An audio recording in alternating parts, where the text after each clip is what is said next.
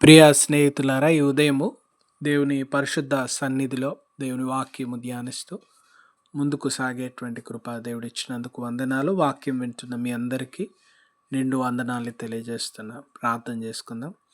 కృపగల దేవ, వాక్యం ద్వారా మాట్లాడుతూ మాలో ప్రతి ఒక్కరి ఆలోచనలు తలంపులను సరిచేయమని, వాక్యం ద్వారా మమ్మలను బలపరచమని మా ప్రభు రక్షకుడైన యేసయ్య దివ్యనామంలో అడిగి వేడుకుంటున్నాం తండ్రి, ఆమెన్. ప్రియ సహోదరి సహోదరులారా, నేటి ఉదయకాలము 133వ కీర్తనను ధ్యానిస్తూ ఉన్నాం. 133వ కీర్తన దేవుని పిల్లలు ఐక్యత కలిగి జీవించాలని తెలియజేస్తున్నటువంటి ఒక ప్రాముఖ్యమైనటువంటి కీర్తన.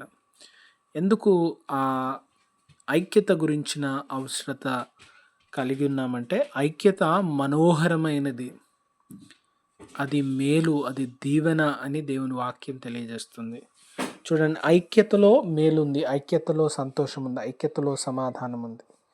అయితే అనేక మార్లు కుటుంబాల్లో, సంఘాల్లో, అన్నదమ్ముల్లో ఐక్యత ఉండకపోవడానికి ప్రధానమైనటువంటి కారణము రాజీ పడలేనటువంటి మనస్తత్వం, తగ్గించుకోలేనటువంటి స్థితి, నేను గొప్ప అనేటువంటి మనసు, నేనే చాలా ఉన్నతమైన వాడిని అనుకునేటువంటి ఆలోచన, ఇవన్నీ ఐక్యతను దెబ్బతీస్తాయి.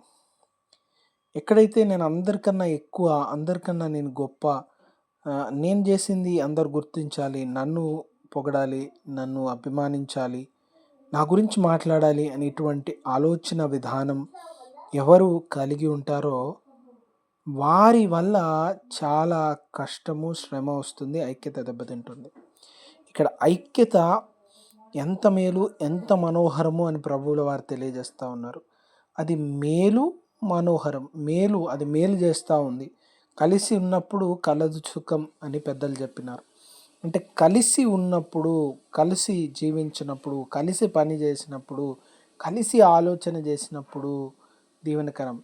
ఒక ఆలోచన చేయాలి, ఒక మంచి పని చేయాలంటే ఇద్దరు ముగ్గురు కలిసి ఆలోచన చేయాలి అని పెద్దలు అంటారు. కలిసి ఆలోచన చేసినప్పుడు, కలిసి ఒక చోట చేరినప్పుడు అది ఆశీర్వాదకరంగా, దీవెనకరంగా ఉంటుంది. రెండవ ప్రాముఖ్యమైనటువంటి విషయము, అది సంతోషకరమైన వాతావరణాన్ని తీసుకొస్తుంది, ఆనందాన్ని తీసుకొస్తుంది, పంచుకునేటువంటి జీవితాన్ని, ఒకరి గురించి ఒకరు ఆలోచన చేసుకునే జీవితాన్ని అది మన ముందుకు తెస్తుంది. అది ఎటువంటిదంట? అహరోను తల మీద పోయబడినటువంటి పరిమళ తైలం. అహరోను తల మీద ఎప్పుడు పరిమళ తైలం పోయబడింది? అహరోను తల మీద పోయబడినటువంటి తైలము ఆయన్ని అభిషేకించినప్పుడు, ఇంగ్లీష్లో చెప్పాలంటే ఇట్ ఈస్ ఆర్డైన్డ్.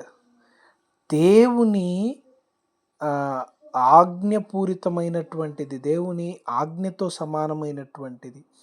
దేవుని ఉద్దేశంలో యాజకత్వం ఎంత గొప్పదో, దేవుని పని పరిచర్య ఎంత గొప్పదో, కలిసి జీవించడం, విశ్వాసులు, దేవుని బిడ్డలు కలిసి జీవించడము అంత గొప్పది, అంత పవిత్రమైనటువంటిది.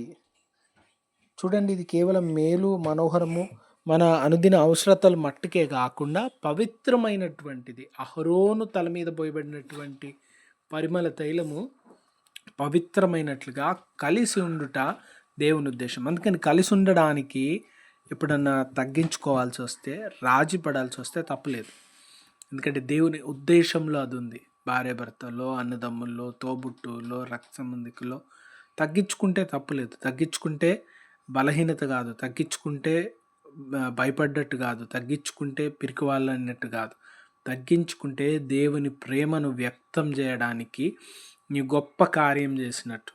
కనుక తగ్గింపు గల జీవితం నీకు అనేకులకు దీవెనకరం తీసుకొస్తుంది, అనేకులకు ఆశీర్వాదాన్ని తీసుకొస్తుంది. తగ్గించుకున్నప్పుడు దేవుని కార్యం నెరవేరుటలో నీ ఉన్నట్టు.